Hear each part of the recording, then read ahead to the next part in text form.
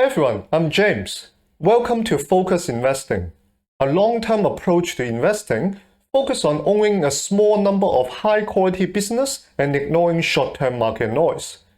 It's a powerful approach, yet it's not widely covered in mainstream finance education. If you have taken an introductory finance course, spoken with a financial advisor or fund manager, or read about investment products, you'll quickly notice that diversification is the default approach of investing. Diversification is generally considered a safer way to invest because it helps reduce the overall risk of a portfolio. The idea of diversification comes from modern portfolio theory. In simple terms, it suggests that by spreading your investment across different stocks, you can reduce the ups and downs of your portfolio while aiming for a good balance between risk and return. It was also the first major finance theory to describe investment risk as volatility in a structured mathematical way. According to this theory, diversification helps reduce company-specific risks. By owning a range of different stocks, the risks associated with any one company tend to offset each other, resulting in a more stable portfolio overall. For decades, this theory has been one of the core foundations of investment education and professional practice. Generation of fund managers and financial advisors has been trained using this framework. It is therefore no surprise that most financial advisors encourage their clients to diversify. In fact, many mutual funds hold anywhere from 50 to 150 stocks in a single portfolio. While it's understandable why investment professionals favor diversification in the portfolios that they manage, this video is not aimed at professional investors. This is aimed at individual investors like you and me. The question that I would like to explore is this: is owning more stocks always safer for individual investors? Let's look at this question from a different perspective. I think individual investors are very different from professional investors. Fund managers who oversee tens or even hundreds of millions of dollars normally have teams of analysts supporting them. These analysts are full-time investment professionals with expertise in different industries, allowing them to research and monitor hundreds of companies. On top of that, fund managers can also purchase research from other investment firms. Individual investors, on the other hand, have much more limited time and resources. Most of us got full-time jobs outside of investing, so the amount of time that we can dedicate to investment research is naturally limited. As a result, as the number of stocks that we own increases, the quality of our research is likely to decline. There's another issue to consider. The main benefit of diversification is that it spreads company-specific risk across many businesses and industries. However, every investor has a circle of competence. There are only so many industries and business models that we can realistically understand well. To build a highly diversified portfolio, we might eventually find ourselves investing in businesses that we do not fully understand. While diversification might reduce the volatility of a portfolio, owning business that we do not understand introduces a different type of risk. As well-known investor Philip Fisher wrote in his investment classic, "Common Stocks and Uncommon Profits," buying a company without sufficient knowledge can be more dangerous than having too little diversification. So the question becomes, for individual investor, is there a point where adding more stocks reduces one type of risk while increasing another? To explore this idea, let's look at a hypothetical diversified portfolio. Before we continue, I want to emphasize that this is not a stock picking exercise, nor is it a stock recommendation. I simply select large, familiar companies from a range of industries to create a diversified portfolio and illustrate my point. Many of these are household names that most investors will recognize. But the question is it realistic for an individual investor to truly understand all of them?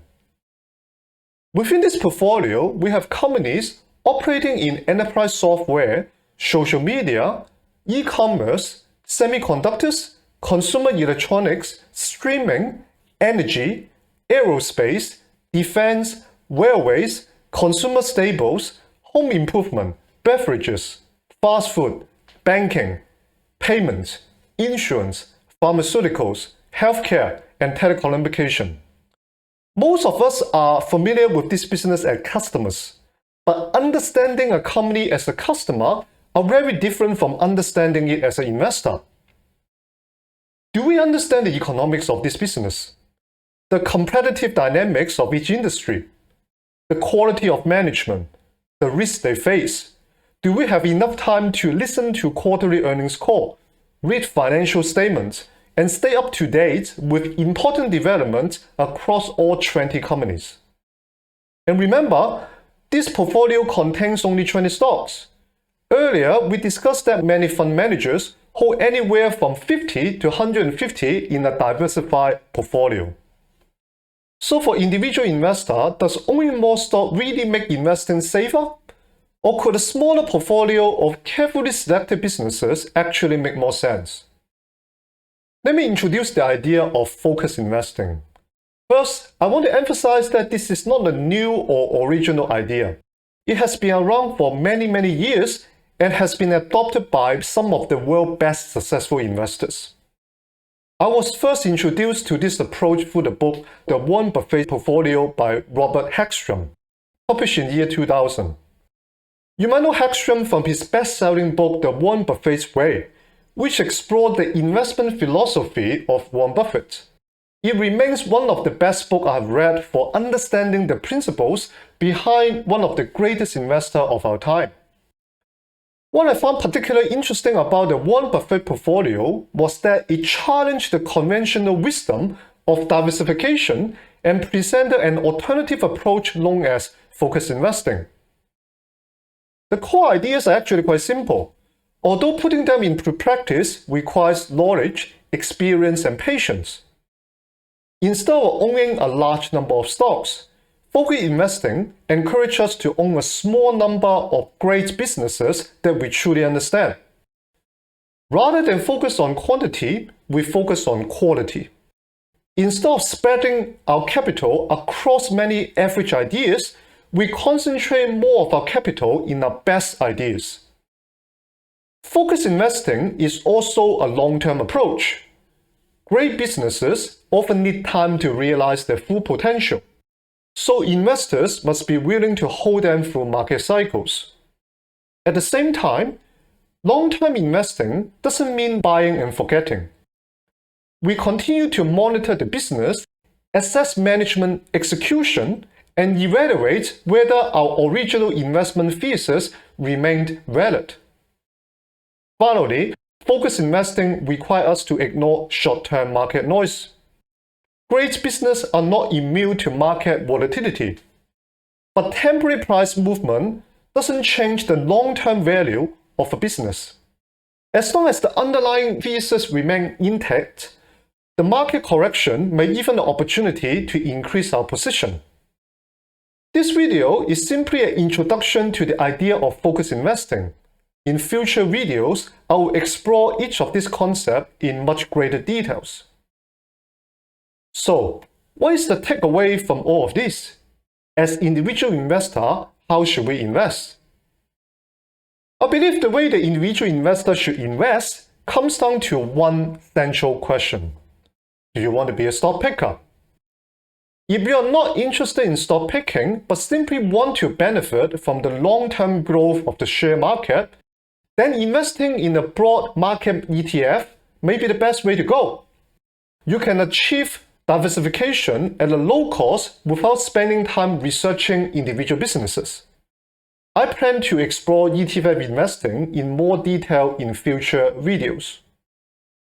If you have some interest in stock picking and a few good investment ideas, but you don't want to take on too much concentration risk, then a combination of market index ETF and a small number of high conviction stocks may be the sensible approach.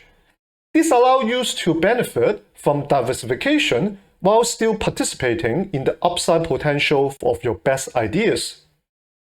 Finally, if you are like me who are passionate about stock picking and you want greater control over your investment decisions, then a focused portfolio may be worth considering. In the Warren Buffett portfolio book, Robert Hagstrom suggests that focused investor can consider owning up to 15 businesses. However, based on my own experience balancing a full-time job and investing, I found that owning 10 or fewer stocks allows me to understand each business more deeply, follow developments more closely, and make better investment decisions. Ultimately, there's no single approach that's right for everyone.